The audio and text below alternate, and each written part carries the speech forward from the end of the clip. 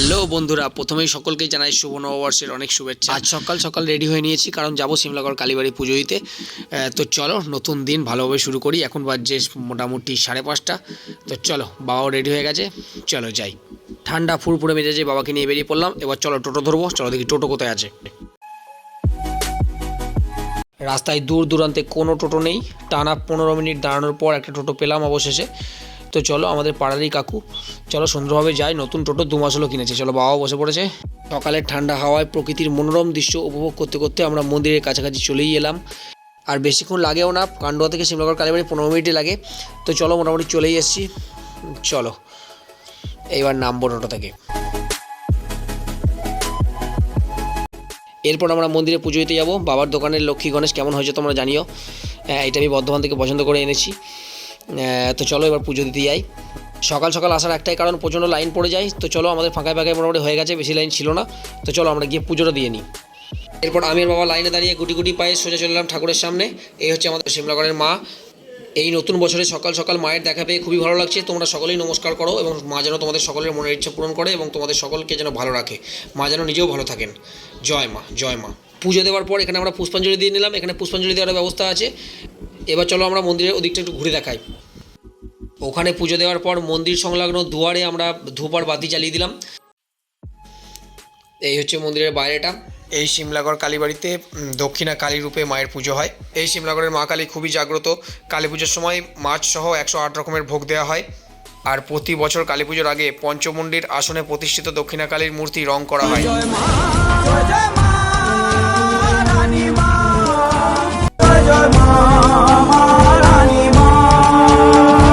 তো চলো, পুজো দেওয়া কমপ্লিট। এবার আমি আর বাবা 1 কাপ চা খেয়ে চলো এবার পাণ্ডুয়ার উদ্দেশ্যে রওনা দেবো। এবার যাবো অনুকূল ঠাকুরের মন্দিরে। ফেরার সময় দেখি সূর্যি মামার উদয় হয়েছে। এক কথায় বলতে গেলে সকালের এই মনোরম পরিবেশটা আমার দুর্দান্ত লাগছে। তোমরা কে সকাল সকাল উঠে এরকম মনোরম দৃশ্য উপভোগ করো প্রতিদিন, সেটা আমাদের কমেন্টে জানাও। আমার বন্ধুর একটা প্রিয় বন্ধু আছে, তার এই সময়টা প্রতিদিন অর্ধেক রাত থাকে। আর আমি একটা জিনিস লক্ষ্য করেছি যে রাস্তার চারিদিকটা দেখছি কিন্তু ধোঁয়া ধোঁয়া, মানে এত ধোঁয়া, মানে থাকার কিছু বলবো না। চলো আমি বাড়ি গিয়ে একটু ঘুমোবো।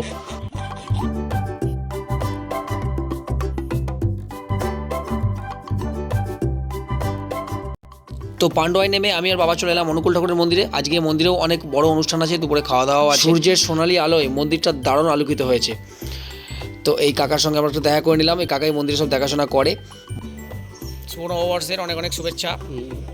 সারা বছরটা ভালো কাটুক ঠাকুরের আশীর্বাদে, এই কামনা করি। আমি প্রার্থনা করি তোর জন্য আশীর্বাদ করো, তুই ভালো থাকুক, তোর জন্য ব্যবসা ভালো করে চলে। তা সকল বন্ধুদের আশীর্বাদ করো। সকল মানুষের জন্য আমি করছি, সকল মানুষ ভালো থাকুক। আর অনুকূল ঠাকুরের আজকে কি অনুষ্ঠান আছে? আজকে পয়লা বৈশাখ। পয়লা বৈশাখ অনুষ্ঠান আছে, দুপুরে জোর খাওয়া দাওয়া। হ্যাঁ, ওই তো ডালিয়া হবে, ডালিয়া খাওয়া। ঠিক আছে চলো, হ্যাঁ এবার উপরে যাই, উপরে গিয়ে আমরা দেখছি।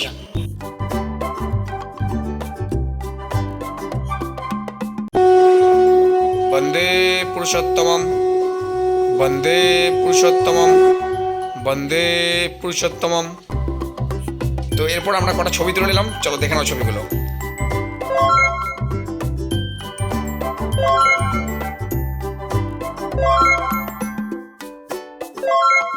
তো এরপর চলে এলাম বাবার দোকানে ঠাকুরগুলো রাখতে। তো কেমন লাগছে তোমরা সবাই জানাও। সকলকে শুভ নববর্ষ আরেকবার। আর ব্লগটা কেমন লাগলো জানাবে। আর নতুন বছর তোমাদের সকলের খুব ভালো কাটুক। আর মিষ্টি মুখে শুরু করো, আর আমাকেও কিছু মিষ্টি পাঠিয়ে দাও, কারণ আমার কেনা হয়নি। জয় গুরু।